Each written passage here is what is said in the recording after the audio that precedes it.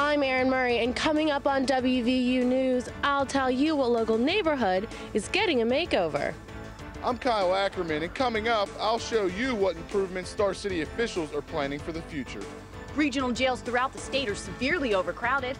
I'm Carrie Galiotis, and coming up, we'll tell you about the ways the government plans to reduce the numbers. WVU News starts now.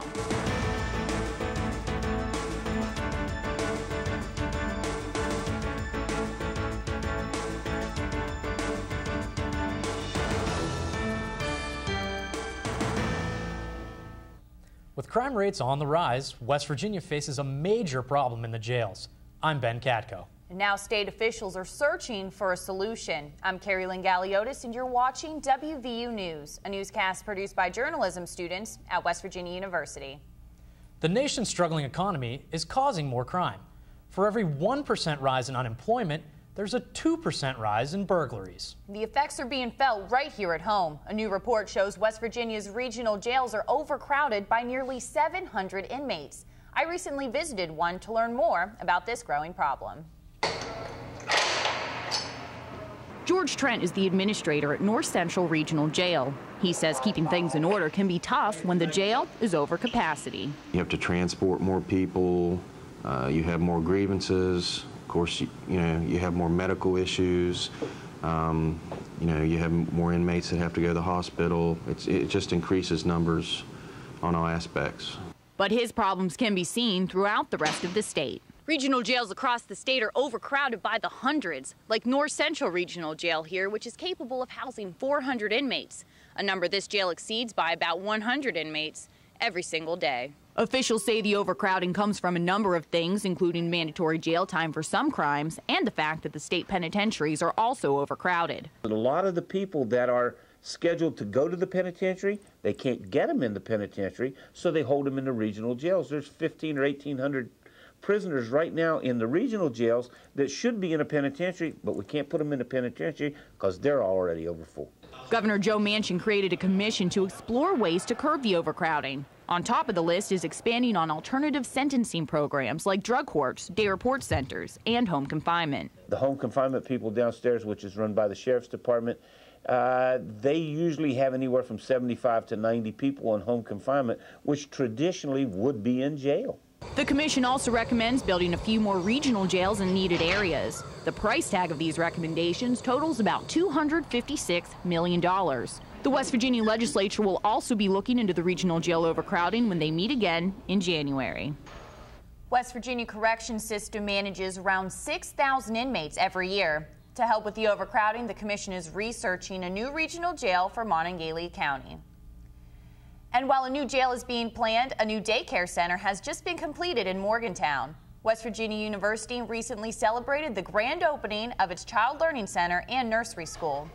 The 23,000 square foot complex is located next to Krebs Park and offers services to the entire community.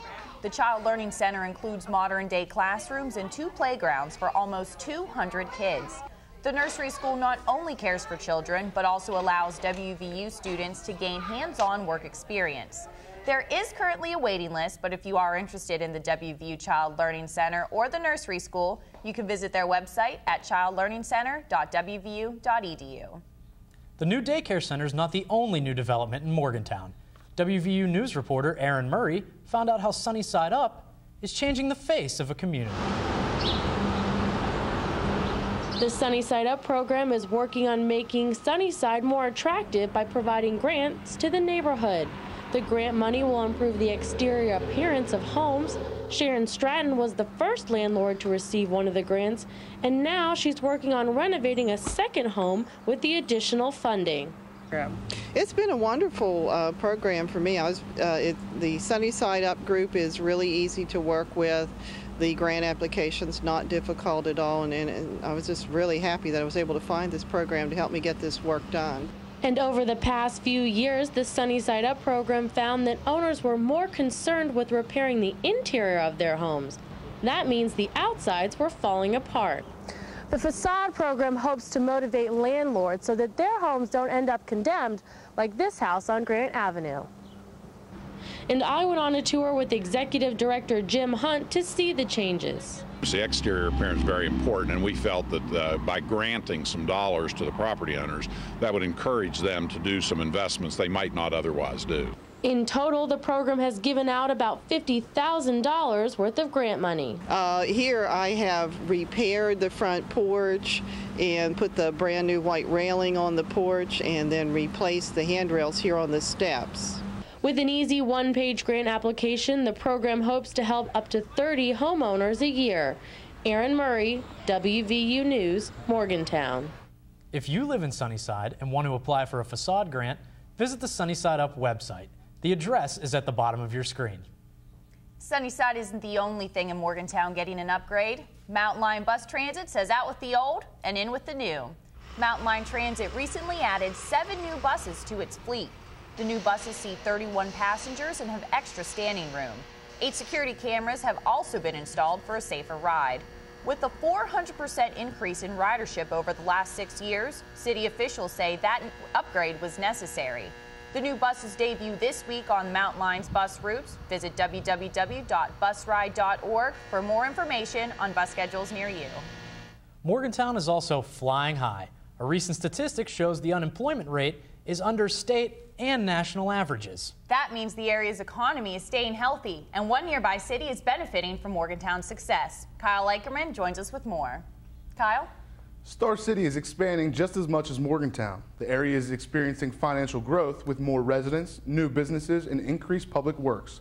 But I found out how the city is taking an innovative approach to economic development. When most people hear taxes, it's usually a bad thing. But for Star City, it's a good thing. Tax income financing was approved for Star City in late 2007. Tax income financing, or TIF, is projecting property taxes for the future and using that money for infrastructure improvements now.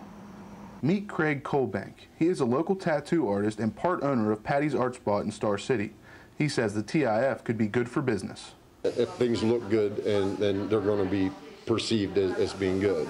So I think any improvements that can be made is welcome. James Gaston is Star City's Director of Economic Development, and he says growth and prosperity is the goal for the TIF. It's all part of this TIF program is to improve on the infrastructure so that people will come into Star City, realize what a nice community it is, they want to live and grow here. So businesses will come, prosperity will come. Infrastructure improvements include working on streetscapes, underground sewage lines, as well as improvements to sidewalks. Some future plans for Star City include a new entrance coming into the city, as well as, in this area right here, a new seating area for the riverfront. I think anytime you make things look better, it is more approachable for people that aren't familiar with the area. They're more likely to stop, to stop into a business. Or Gaston says there's not that element that allows for a community to nurture the infrastructural needs for growth, and that is what the TIF program is for. The Star City Tax Income Finance Program invests money in numerous community projects. From street renovations to traffic studies, city officials believe improvements will not only strengthen their town, but the local area as well. Carolyn and Ben, back to you. You know, Carrie Lynn, every year it seems like Star City gets bigger and better. You're right, Ben, and up next, we'll show you one coach who improves her team every year. Up on WVU News, I'm Ben Katko, and I'll show you how a group of kids are using this local ice rink as a classroom. Ever since I was little, I know what my potential is, and I won't settle for anything less. If I know if I can get an A in the class, then I'm going to get an A in the class. To be able to do academics and sports, I think that is a great role model for little kids to look up to, because not all little kids are going to be able to go and play Division I basketball, but they can go to college and get an education. Coaching at any level can be a time-consuming process. Very true, Ben, but commitment and dedication is only a piece of the puzzle. Ben Eschenbach has more. To build a winning program, a coach needs good players, a supportive school and fan base, and just a touch of luck. Combine those three elements, and you not only have the makings of a competitive team, but an impressive coaching career as well. In today's world of college athletics, coaches usually switch schools every few years for better programs or bigger contracts. However, one Mountaineer coach has gained success by staying true to the old gold and blue. Mountaineer women's soccer team holds the 9th best active streak in the nation, 9 straight NCAA tournament appearances. And all this is thanks to one woman, head coach Nikki Izzo Brown, who is now in her 14th season with the Mountaineers. I think that it's just about surrounding yourself with the right people and just working as hard as you can to make sure that you're winning. Izzo Brown started the WVU women's soccer program from the ground up after being named the head coach in 1995 and now has 196 career wins. But she has done more than just coach winning teams. Players under Izzo Brown have achieved many accomplishments. 6 have gone on to play professionally. 14 have been named as All-Americans, and 7 have been crowned Big East Players of the Year. It's just always pushing for me to get to that next level and always pushing me to the best of my abilities and never letting me stop.